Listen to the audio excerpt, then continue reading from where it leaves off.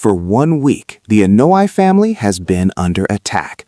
CM Punk stood in that ring and disrespected a man who can no longer defend himself. Rikishi finally breaks his silence after CM Punk's shocking comments about Roman Reigns' family, and he has a powerful message for the Usos. The controversy surrounding CM Punk's remarks has sent shockwaves across the wrestling world. His words about the family of Roman Reigns didn't just spark debate among fans. They touched a deeply personal nerve within one of WWE's most legendary families. Now, a proud father and wrestling icon has stepped forward to respond. Rikishi, the father of Jimmy Uso and Jey Uso, has delivered a powerful and emotional message addressing the situation while standing firmly behind his sons during this intense conflict. Speaking from the heart, Rikishi reminded the Usos about the meaning of their family name. He emphasized that the Anoa'i legacy has always been built on loyalty, respect, and unity, especially during the toughest moments. At the same time, Rikishi made it clear that when a family is disrespected, emotions are bound to rise. But even in those moments, he believes that strength, pride, and dignity must guide how they respond.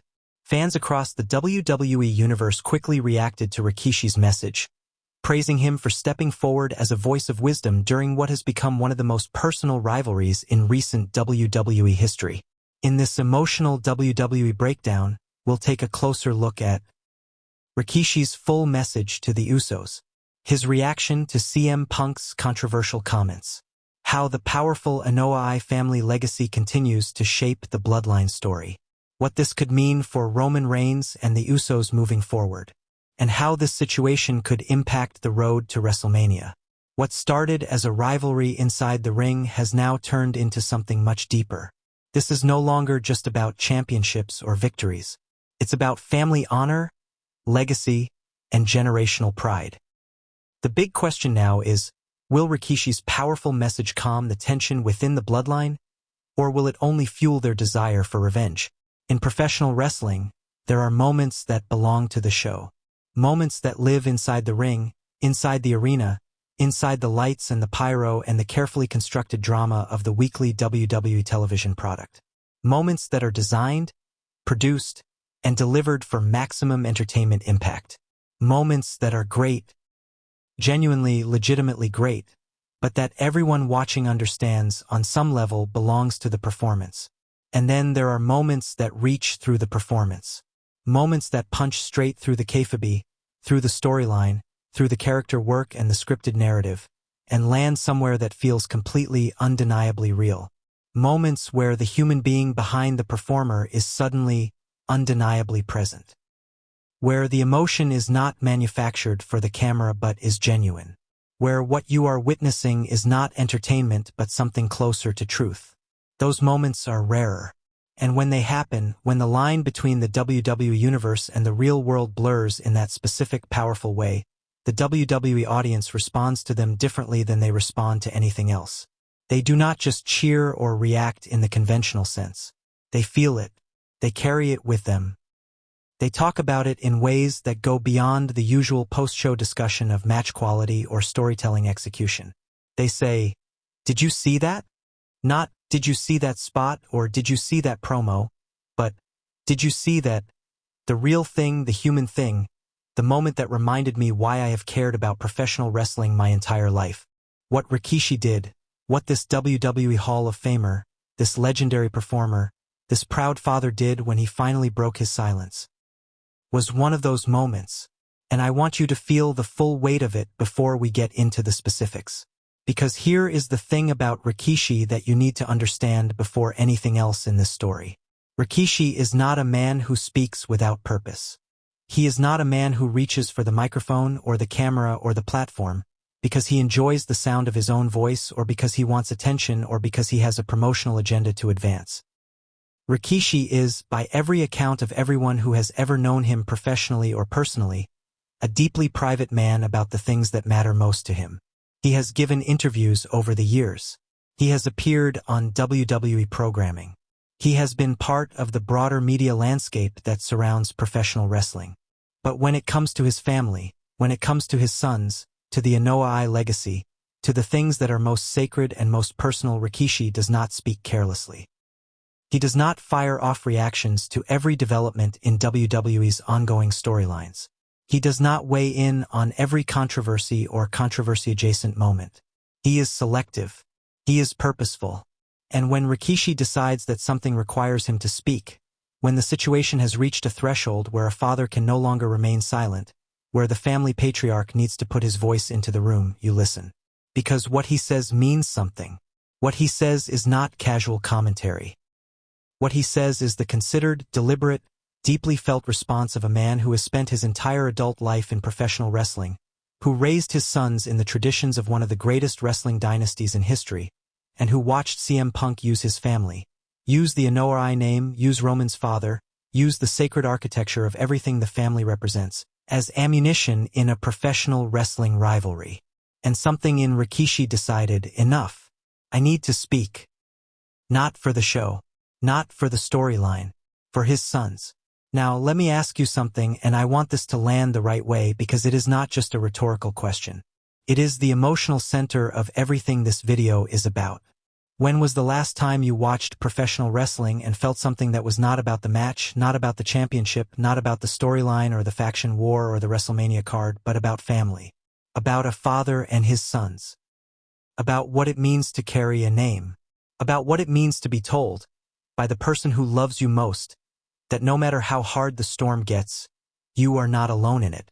That is what Rikishi gave the WWE Universe when he broke his silence. That is what this video is about.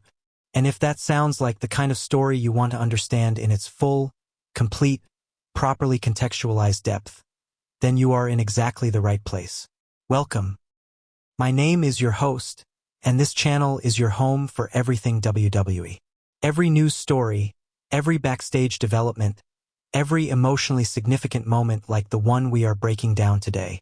We do real coverage for real fans who want more than the surface level. We go deep here. We give you the full picture. And before we dive into that picture, I want to say something that I genuinely mean. This channel is growing. Every single day, more WWE fans are finding us and deciding this is where they want to get their coverage.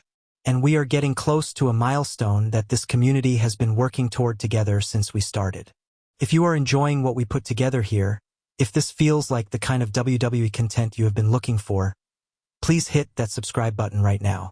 Not because of an algorithm. Because you are choosing to be part of a community that takes WWE seriously, that gives the stories the depth they deserve, and that covers the human moments, like Rikishi's message to his sons, with the respect and the care they require. Hit subscribe. Now let's talk about a father who loved his sons enough to break his silence. Let's talk about Rikishi. Before we can properly understand the significance of Rikishi's decision to speak. Before we can feel the full emotional and narrative weight of a wrestling legend and proud father stepping forward to address a situation that has become intensely, genuinely personal. We need to understand the landscape that made this moment necessary.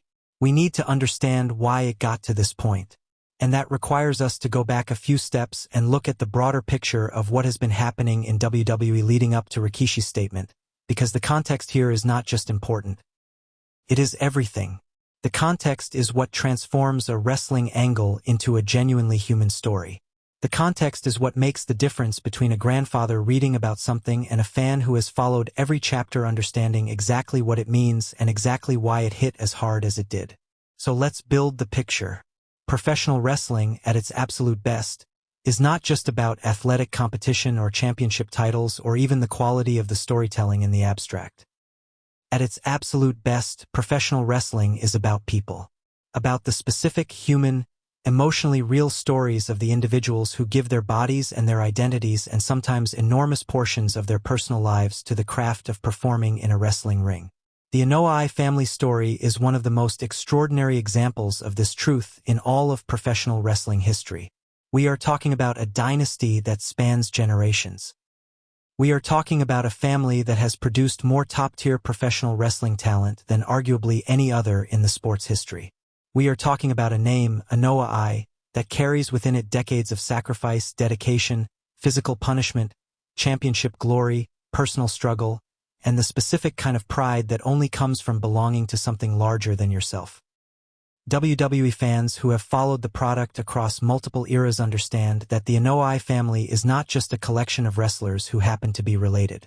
They are a tradition, a living, breathing, continually evolving tradition that connects the early days of the Wild Samoans to the extraordinary dominance of the Bloodline era, to whatever comes next in a story that shows no signs of reaching its conclusion.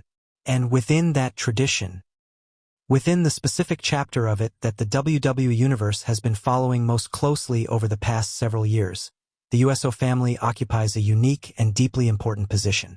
Jimmy USO and Jay USO, sons of Rikishi, nephews of Roman Reigns' father, Sika, cousins of Roman Reigns himself, and not merely cousins in the distant procedural sense, but actual, close, genuine family who have shared a professional journey with Roman that has been one of the most emotionally complex and dramatically rich stories WWE has told in the past decade. The Bloodline story. The rise of Roman Reigns as the tribal chief, the assembly of the Bloodline faction, the title reigns and the dominance and the complex family dynamics that drove some of the most compelling WWE television of the modern era. This story could not have been what it was without the Usos. Jimmy and Jay were not accessories to the Bloodline story. They were central to it. They were the family that made the family concept real. And their journey through that story, the loyalty and the conflict and the moments of doubt and the specific heartbreak of family relationships tested to their absolute limits by the pressures of professional competition and personal loyalty, is a journey that Rikishi has watched as a father. Not as a wrestling fan. Not as a former performer analyzing the product. As a father. And that perspective, the father's perspective, the man who raised these boys, who shaped these men, who gave them the foundation of the Anoa'i tradition and then watched them navigate one of the most emotionally intense stories in WWE history, is the perspective from which Rikishi's message comes. Now layer onto that existing complexity the specific development that pushed Rikishi to speak. CM Punk's comments. The remarks that went after the family. That specifically invoked and disrespected the Anoa'i legacy, Roman's father, the foundational blood and history that the entire dynasty is built upon. And specifically for Rikishi watching from outside the immediate storyline as a father and a legend and a man who has given his life to this industry, it registered as something far more specific. It was disrespect directed at his family, not at a character, not at a storyline construct, at the actual people, his nephews, his sons, the family he belongs to, that WWE professional wrestling has allowed to be used as ammunition in a promotional rivalry. And for Rikishi, that distinction matters enormously. The wrestling business and the family are two different things. They can coexist. They can inform each other. They can produce extraordinary stories when they are woven together thoughtfully and respectfully. But they are different. And there is a line that every person who has ever been part of a wrestling family understands intuitively, even if they have never articulated it. That separates professional wrestling heat from genuine personal disrespect. In Rikishi's assessment, and his decision to speak publicly is itself the evidence of this assessment, CM Punk crossed that line.